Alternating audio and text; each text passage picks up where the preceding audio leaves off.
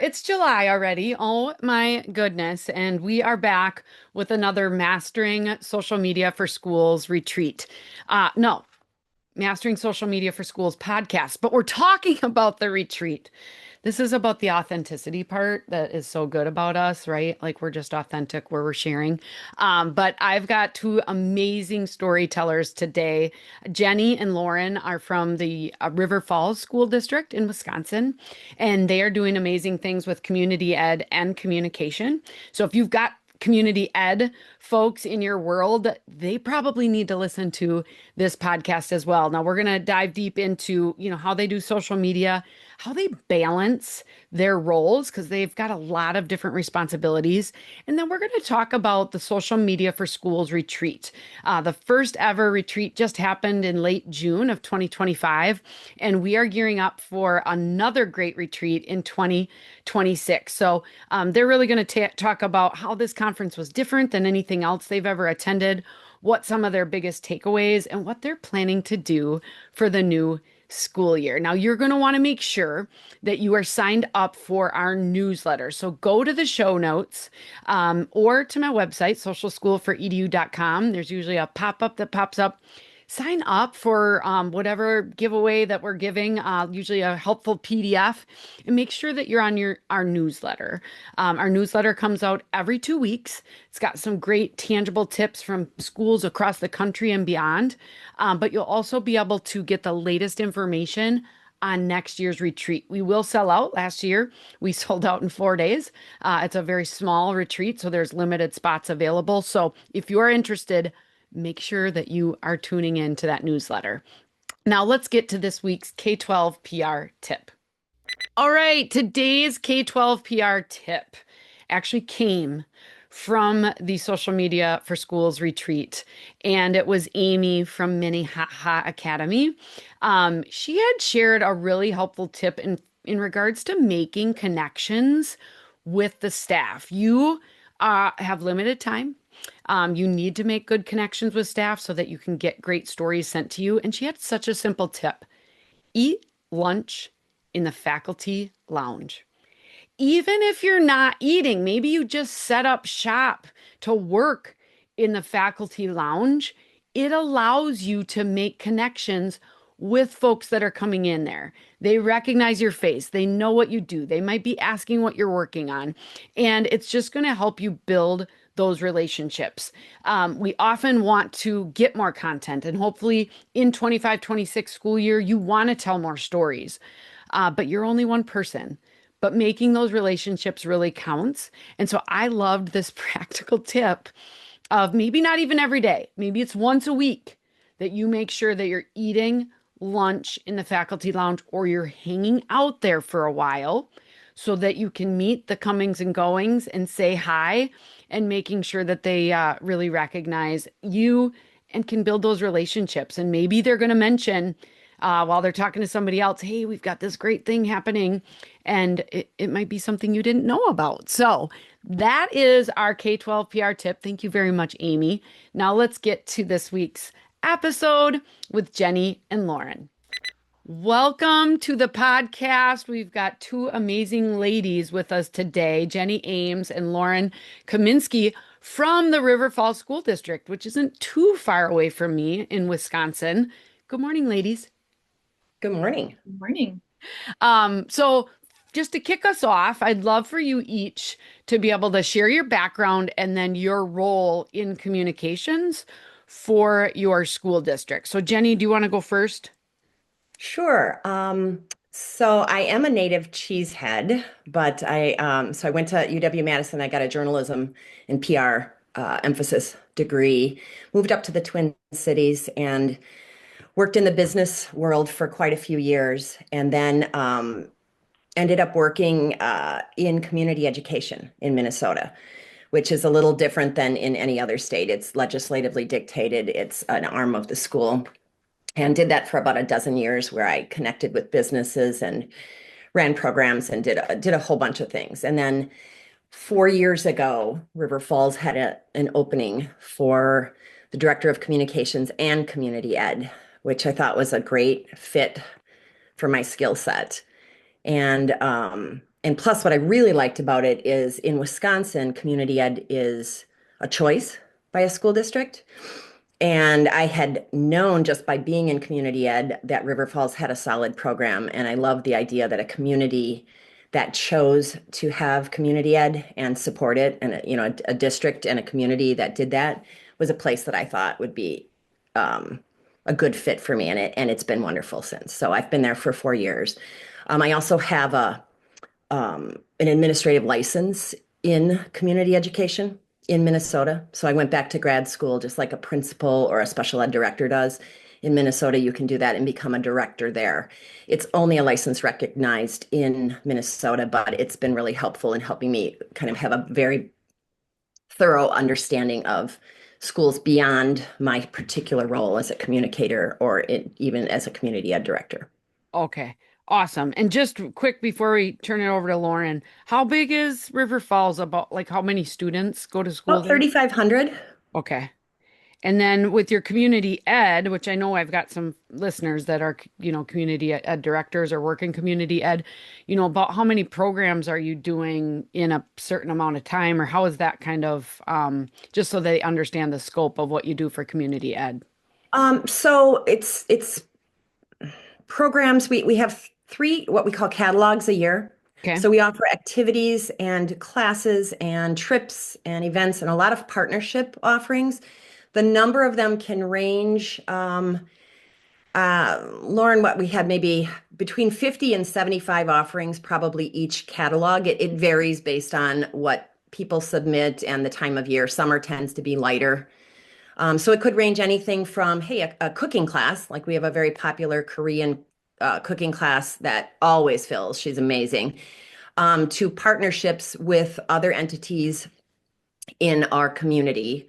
So it could be a business, like we have a local bookstore called Fox Den Used Books, and we put on a puzzle competition with them every year, and it's a huge hit. It's a riot. It's so much fun.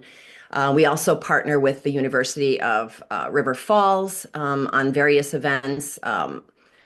We have a big annual event called Earth Fest that is a whole bunch of entities that we come together and we put on an event. So it's more than just classes, it's connecting the partners. And one big role of community ed is really in helping community people become leaders and share their talents and their hobbies and their gifts and their strengths with each other. It's also a great way to connect a district to the community.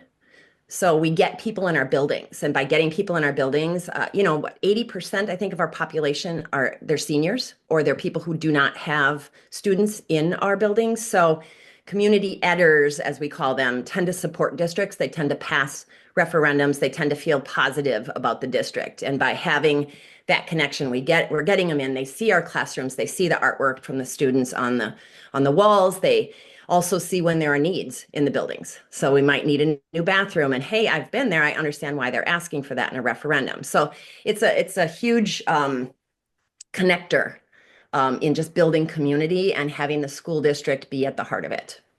I love that. I've never really thought about that. And I love that you have both roles. I mean, communications and community ed. I think usually I feel like they're separate. They're kind of connected, but you've actually umbrellaed them under your one role. And then what does your department look like, Jenny, for River Falls for Well, comms? you're really looking at Oh, good.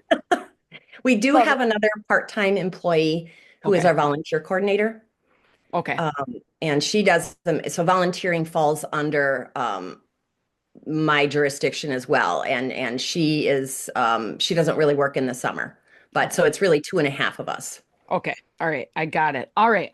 Lauren, you're up. Just your background and kind of your role within the communications there at River Falls. Sure. So my educational background is actually in natural resources. So I worked in environmental ed, which then kind of segued into community ed. Um, and so I've been with the school district now for 14 years and started in community ed with previous director, and then communications got added to our department. So I kind of do a little bit of work in both of those departments as well. And then I also help out with the school forest in addition. So Yeah, that's a passion. Well, I'm a yeah, chemistry major and I ended up in social media, so why not natural resources? yeah, yeah. Um, I love it. So, how does social media kind of fit into what you guys are doing there at River Falls? Lauren, do you want to just start with that? Sure. So we've been plugged into Social School for EDU for a long time, which has been super helpful. And I just always think of sharing our story and celebrating the cool things that are happening. There's a lot of good stuff going on in our district, and it's just one way that we get to share it with the community and meeting people where they're at. People are on their phones and they're on social media, so it's a great way for us to, share informational things and share celebrations of what's going on in the district. And what channels do you use, Lauren? We use mostly Facebook, and we've recently got our Instagram to link with our Facebook, which has been great. So those are our main two. Okay. And how do you guys do, because you are communications and community ed, do you have like a school district Facebook page and then a separate community ed Facebook page, or do you run those together? Once upon a time, we had a community ed page, but now we try to run everything pretty much through the school district page. Okay. And Jenny, has that been since you came on that you kind of consolidated those, or was that before your Yeah. time? It was consolidated before I got there. We've had discussions about how nice it would be if community ed had its own, just to be able to really deeply feature our things. But the reality is, we don't have the capacity to do it Yeah. all. And I do like the idea that by having community ed be on the district page, people understand the connection that it is part of the district. Mhm. So I think just based on the reality, we're going to keep them together for now. Yeah. Oh, I agree. I talk to people all the time. I'm just like, dude, consolidate as much as you can because every time you open a new page, you're trying to like attract a new audience just to that page. So, community ed is a great celebration. There's so much going on, but so many community ed, all they use it for is for flyers, which is Yeah. not going to get a lot of a lot of attention, a lot of engagement. How many schools, Jenny, do you guys have at River Falls? Like, So we have a high school, an yep. alternative high school, a middle school, and four elementary schools. And one of our elementary schools, one of those four is a Montessori school. So it's a chartered Montessori. So it goes up through sixth grade. And so there's an overlap in sixth grade. Okay, because your middle school is usually 6 through 8. Yep. Okay. And then for social media, for those different school buildings, do those school buildings have their own social media or do they celebrate what's happening on the district page? Do you want me to answer? Yeah. Um, so some do, some don't. So we have one elementary school that has a private Facebook group Okay. and that I am a part of. I don't post to it as much as I share from it, and I monitor it as much as I can. Another one has a Facebook account, and another one has Instagram. Okay. Those are three different elementary schools. Other than that, probably the biggest group we don't really have a great handle on are our sports teams. Okay. So that would be at the high school level, but it's officially not run through the district. Those are Sure. not. Yeah. So Um, the They have baseball, their own Instagram, though. oh, yeah. like The, a shared Instagram for sports for River Falls, is that right? Yes. Okay. Yep. Perfect. And there's no right or wrong answers. And I just love, I mean, I love that Jenny, you kind of smiled and it's sometimes like a little bit the Wild West. And then, it's good for people to just kind of know what's being shared. So that's good. Well, today I asked you guys to come on because you just participated in the very first annual social media retreat for schools. It was just down the road, really, in Stillwater, Minnesota. And there are a lot of conferences that are out there. And so I just wondered, kind of thinking about, because we are going to do this again in 2026, and people loved Stillwater. They also loved that they could be in Minnesota and Wisconsin because they can walk across the bridge. And so they can kick two states off with one trip. But what really made that retreat opportunity stand out as a good opportunity for professional development and time and money investment for you guys? Which whoever wants to answer that first. I'll start and then Lauren, you can jump in. Sure. I think a couple things. One, the location. So for us, it was easier to find the funds to come when we knew we would be driving there. Yep. I would say it's also a little bit of a bummer because I did really want to stay in Stillwater because it is so fun. Um, and then just having the ability to have some dedicated time. So to learn something and then have some dedicated time to apply it was one of the things that appealed. And then really being able to segregate social media, which is just one part of our job, and to be able to focus just on that versus the overall, like, oh, I've got to work on crisis communications. I've got to do, all these other things that are part of our jobs, being able to just say, let's just focus on this and see what we can learn to make it more efficient and better. Okay. Awesome. Anything you would add to that, Lauren? Obviously, yeah, the location was fantastic. And then I know I said it before, but just having been plugged into the social schools for EDU for so long, we knew what to expect and that there would be great tangible ideas and things we could take home. Yeah. So you guys, I'm assuming, have been to other conferences and webinars and all of that. And just wondering like how this retreat experience was different than maybe some of those events or and then any standout moments or kind of unexpected surprises. Jenny, do you want to go first on that? Yeah, I would say the size of the conference, keeping it a little bit smaller and having a venue that was more of an intimate venue, I thought that was great. Hmm. It's easy to get kind of lost in a big conference, and there are benefits to the big conferences as well. But I really liked that it was kept kind of where you limited the numbers and you got to know people a little bit better because of the fact that and we actually sat in different places each day and got to know different people, but it just made it feel more personable. Yeah. So we did limit it to 100 people. I think next year we're looking at moving to 125, but that's not too much bigger. Yeah. And our location was in a beautiful, actually a wedding hall, which I did get feedback that the chairs weren't that comfortable. So we're going to try to address that. Did you guys think the chairs were uncomfortable or were you okay? I thought they were comfortable, but some of them were a little wobbly, Yes. Okay. So, but okay. And I then, didn't find it to be an issue. yeah. But it was just a cool, like typical Stillwater. You guys know Stillwater.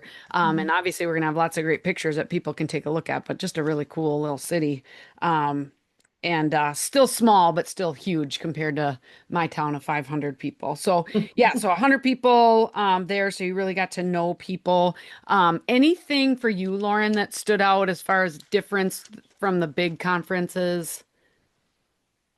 Those were the same things for me too, just the size, and there's something about being all in the same room too, Mhm. along the same line. But Yeah, we yeah, didn't actually have breakout sessions. I mean, besides our gold mine sessions, everybody kind of just had the same track, which we're looking to do similar, but maybe add a little advanced options next year. We'll see if people are really advanced in some areas. But I know I heard feedback on that as well. Any kind of standout moments or unexpected surprises that happened throughout the event that was kind of like, hey, this was a big aha moment or something that really stood out that you were really happy that happened or that you did or a connection you made? Well, I have two things. One, I didn't know who Joe Sanfilippo was. Yeah. And when and I showed up when you announced him and I was like, Lauren, I don't know who this guy is. Like he must be a big deal. But I was he was wonderful. Like I was definitely glad I went on Thursday and heard Mhm. him. He was inspiring, and I just found him to be. It was a great way to end the conference. It was a very upbeat. His message resonated, and it just kind of validated our roles Mhm. and it made you feel empowered. So that was one, and then the other one. I remember looking at Lauren, and it had to do with, and Lauren, you can jump in here, but basically coming up with kind of a monthly structure around posting. And I looked at Lauren and I said, oh, we are a school, like, so we're a district of character. Character education is interwoven into the school district of River Falls. So we have a few national schools of character. We have state schools of character, and we're working to become a district of character. And it's a very rigorous process. It's not just something they hand out lightly. There are all sorts of things. Like every elementary school has a character council that's led by the upper elementary kids, and it's service oriented, and they have a character trait every month that the community has helped community students and staff decide the character traits, and maybe every, I don't know if it's 5 years or so, they do another survey and they tweak them. So each month a character trait is a focus of every school. So I actually have the poster back there. So it might be compassion, 1 month, and the kids learn all about it, and then they live it in the school. And I looked at Lauren and I'm like, oh, I mean, there's some structure where we can do something that's not going to be time consuming and overly difficult. We can do a reel each month on here's the character trait of the month, and here are a few ways that our awesome students demonstrated it, and staff as well. That was an aha moment for me because it was fine. It was being able to take a lot of the knowledge that we were getting thrown at us, a lot of the ideas, and I tend to kind of go down rabbit holes. And it was all of a sudden I saw a way to apply it in a way that was going to be meaningful and realistic for us. Yeah, I love it. And your colors are even a little similar. So that was Alice Seufert from Matamidi. So even with some of their branding and whatever. But I love Yes, that you already have those. And how many do you have? Do you have 10? we have 9. 9. So that's perfect for 9 months out of the school Yep, year, right? yep, Um, exactly. Anything you would add to that, Lauren, as far as how you're planning to apply that or any other big, kind of ahas for you? Yeah, a couple that came up. We learned a lot about AI, which was really fascinating and I don't know, wild. Yeah. But I think one of the big takeaways learning about all of that was kind of on the flip side, drove home the point to just really lean into authenticity and that Mm, people want to see real people and they want to see their kids and they want to see their neighbors' kids or their former teachers and just leaning into that authentic side of things.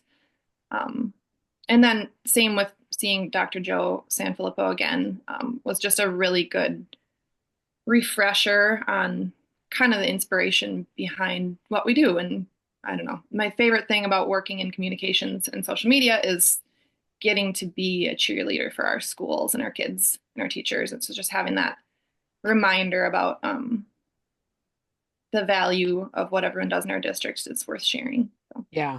Yeah, and he focused, I mean, he was my very first mentor, which how lucky to get, connected with somebody like him right away. Um, but his big focus is just I mean, yeah, we want to celebrate kids, but celebrating the staff. And he gave so Yes. many ideas for that. And when you take care of your staff takes care of your students, right? And so, and I'm assuming, Jenny, within River Falls, you still have to compete for staff members, both Oh, yeah. certified and non-certified, right? Oh, yes, Yeah. definitely. So did it give you guys some ideas of how maybe in this next year that you want to try to recognize staff in a different way? Did you guys have you No, it just got done last week, you guys. I'm like putting them on the spot and I don't think they were working yesterday. So I'm really putting them on the spot. But any thoughts around that?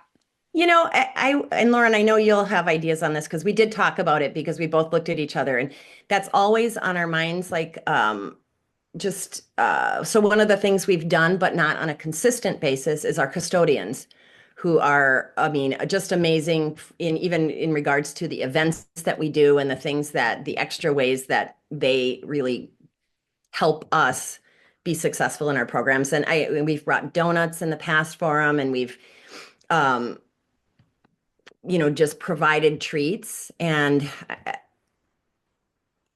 not on a consistent basis. We've sent thank yous out to people. And I think what he told me is I need to make that not an afterthought. It needs to be part of what we're doing, because we do think I'll do a quick email to thank, but I love the idea of something handwritten. And go in streaks where I'm like, oh yeah, I remember to do it, and then I do it, but it's not done consistently. So it just kind of, him talking about it and showing ways to do it made me more committed to making that a part of how we do things consistently. Yeah. And you guys are a relatively small department because, I mean, essentially, community ed is a full-time role, communications is a full-time role, and you guys just have 2.5 people. So, I mean, you really don't have, and that person is helping take care of volunteers. So, Right. And Lauren should not underplay her role as the school forest co-coordinator. It's actually a pretty massive role in getting kids out to our school forest and working with the community and teachers on that. Lauren, do you know Mike from Rhinelander? I do. Okay, Yeah. because we work with Rhinelander, we do their social media for them, but Mhm. he's so passionate as well about Yes. the school I forest. met him many years ago at a community ed conference, actually, because he's community ed, communications, and school forest as well. So, Yeah, you guys yeah, are a little bit of unicorns, but we got two of them in Wisconsin. yeah, So, yes. um, I gotta share too, one of the best little story. I mean, Joe Sanfilippo tells a lot of stories, but I loved how he said in Wisconsin, there's two kind of people. You either have hit a deer or you're gonna hit a deer, right? And when he used that story, which my husband's like, honey, you can use that and attribute it to Joe when you talk to groups too, but he really attributed it to schools. You either have gone through a crisis or you're going to. Like there's no in between. There's going to be something that happens. And so when you guys think about what you've been able to build at River Falls through all of your communication and your social media. I mean, what are some of the things maybe that you're most proud of that you've been able to share that have really helped build those bridges and those relationships to not only families that have students coming, but like you talked about, Jenny, just with the community at large? Are there some bigger initiatives that have just been really helpful that the listeners could like, hey, maybe I need to think about doing something like that at my school? I know I'm putting you on the spot, but Well, I think this is kind of, I mean, we did talk about it, but I think really one of them is community ed. Mhm. It makes us unique, it connects us, and I feel like it puts us at a big advantage in connecting with the a population. We have a lot of seniors who take community ed classes. So I feel like that's a big advantage. I think our school forest is another thing. And we have a school farm. So we have, I mean, it's a crop farm, but it's super cool. And we have kids that are learning like just real world skills in maintaining a farm. And so I feel like our uniqueness, I mean, we're a cool district. Like we have things that set us apart. Mhm. And that story is easy to tell. So it's not really an aha or like I'm not really specifically focusing on one thing, but I feel like overall as a district, there's just a lot to work with that make us have a lot of stories to share to connect. Yeah. And Lauren, with the school forest, tell me a little bit about what you help, manage, or are there events or things around the school forest that you help coordinate that help, generate some of those relationships with the community? Sure. So there's a school forest committee. So I don't want to be like I'm the only person that does this.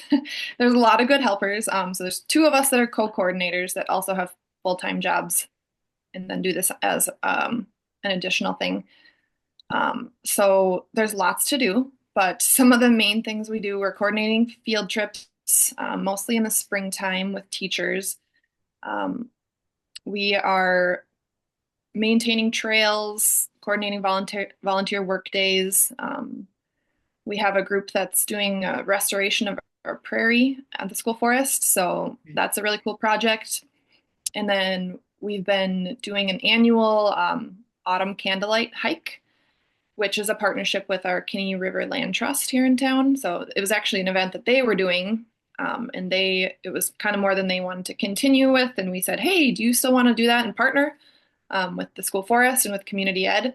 So that's been a really cool event because it's just a really big collaboration that way, and it gets a lot of people out there.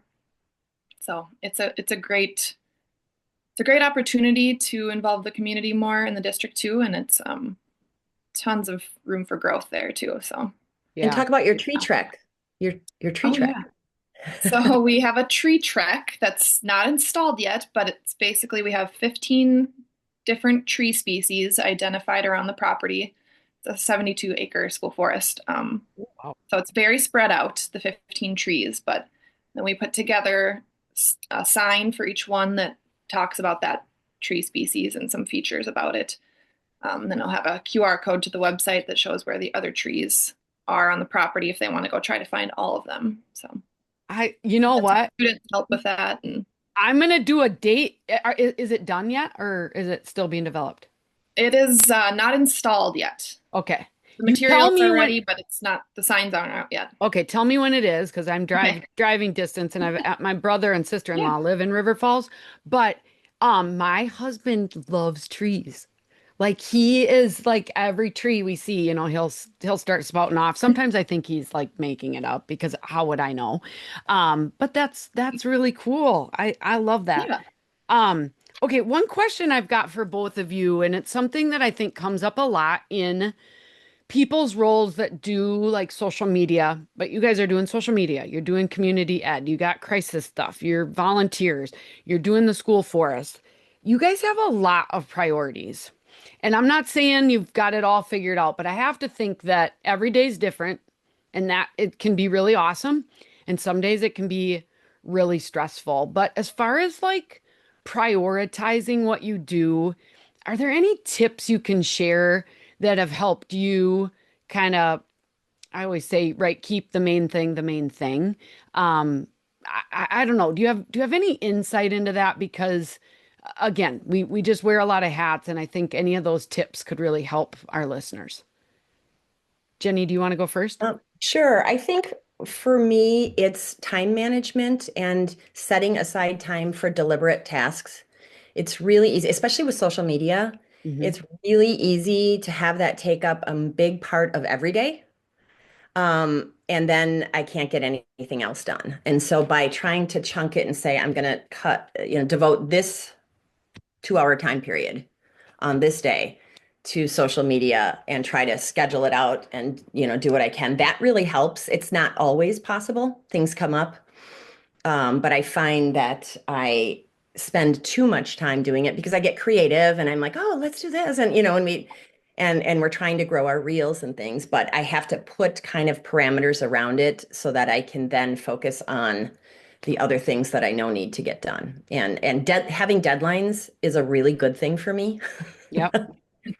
Because that helps me prioritize. So our new soup, who's been there for a year as the soup, is really organized and he likes to set deadlines, which I really appreciate because then that helps me prioritize as well. Yeah. How about you, Lauren? Any tips you would share? Yeah, it's definitely a struggle wearing multiple hats like that. But I'm definitely a list person, so that does help. Um, I just occasionally I'll do kind of a brain dump in my different categories of my realms, community ed, here's my big to-dos, communications, here's my big to-dos, school forest, here's my list, and then of course looking at the calendar and what's coming up, focusing on that. But yeah, love Okay. any tips from other people too, but also just like Jenny said, batching out any kind of work that you can. So Yeah. The other Okay. thing that I started doing, somebody gave me a tip not too long ago, was I'm a list maker too, and it's to color code my lists. So like I got some colored pens and anything that's social media I do in a light blue or a lighter blue. Anything that's community ed I do in pink. And so I can find things more easily in my notebook and I just feel much more organized in doing that. In fact, I realized I left my blue pen back in the office, and it's really stressing me out today. That's not good. We got to have backups. Yeah. Okay, those are great tips. So just kind of as we wrap up, if another school communicator is like on the fence about maybe coming to the social media for schools retreat next year, what would you say to them? I I would would, say do it. It was yeah, really jam-packed with, like I said before, tangible information that you could take right away and use, as well as like way more inspiration and creative ideas than you could possibly put into play. But it just really got the juices flowing that way with Mhm. all kinds of good ideas from other districts and experts. Yeah. Yeah, and I would agree. I think I don't know if there's really a good time of year, but I feel like it is a good time of year if there is one. Just because with school being out, there's a little bit more leeway in schedules. We're year-round employees, and I feel like our summers actually get busier and busier, but it was better than many other times. I think the networking is really good to Mhm. just get to know other people and kind of understand how we all have similar roles, but yet some of our positions are very different, and our districts are incredibly different. But it's really good to connect and share ideas. So I would definitely say it's a great getaway that you can come away with some very valuable, time-saving, inspiring things to do. Yeah. Awesome. Yeah, I learned a ton. I had so much fun always doing that in that little town. Um, okay, we talked a lot about social media throughout all of this, but I always like my final question to be, what's your best social media tip? Do you have a favorite tip, Lauren, that you'd share with the listeners? Mine is probably don't reinvent the wheel, Okay. at least not every time. Yep. Utilize things that are already happening or being done. So, like we have other staff members collect information when we have new hires and when we have retirements. And so we're able to just take that information that they already are collecting and share that on social media. And it's a great way to celebrate our staff. And I love reading through all the comments on those posts because they're really positive and celebratory. Yeah, I love that. That is a great tip. How about you, Jenny? Do you have one? Yeah, I would say the to empower others to share with you, to help, like, and kind of what Lauren said, where you've got others that are um, living it and gathering that information and just having the channels in place to make it easy for them to share, makes it much easier for us to share the great things going on. Yeah. Yeah, because you're a small department. Everybody's got great stories. So I love that. Now, if anybody wants to reach out to you guys, what would be the best way? We'll have your email listed in the show notes. Is that probably the best way for Yeah, them to connect with you? I think so. Okay. And you too, Lauren. And obviously, you guys, if your community ed person isn't listening to this, maybe you want to forward this to them because there's a lot of great ideas. The school forest, lots of great ideas there too. Um, awesome. You guys are doing great work. I'm so blessed to be connected to you. Thank you for hanging out with us today.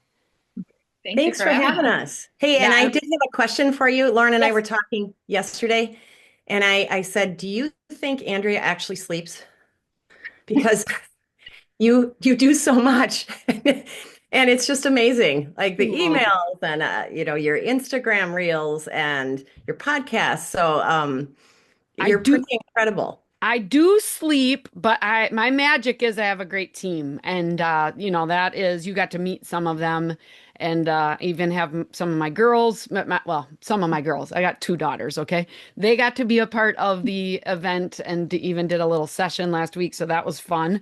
But that's the secret to my success. But I do right now I am waking up about 4:15 in the morning, but that's just because I'm excited and I got, so when you get to serve amazing people like both of you and people literally all around the world, there's a lot to be excited about. So I do get some sleep some nights more than others, but I appreciate that. got lots of energy. So, and I didn't wear my purple sparkly jacket, but it's right upstairs. So, Ready for when you need it. yeah, absolutely. Well, thank you guys so much for hanging out with me. I can't wait to see what you guys share this year. You make sure to keep that up. And if you're listening, we've got the information to find out about more about the 2026 retreat that's going to be coming up in June. Again, it's very limited. Last year we sold out in like 4 days. So if you are on our newsletter, you guys, you'll be one of the first to know to be able to sign up for the wait list. And then the official registration happens in September. So we hope you can join us. But until then, you guys, keep telling those stories. It's already July. The new school year will be here before you know it. And with a little planning, you can be a little more in control, have a little less chaos as we go into the new school year. So, Jenny, Lauren, thank you guys so much for joining us today. Bye bye. Thanks so much. Bye. Thank you. Bye-bye.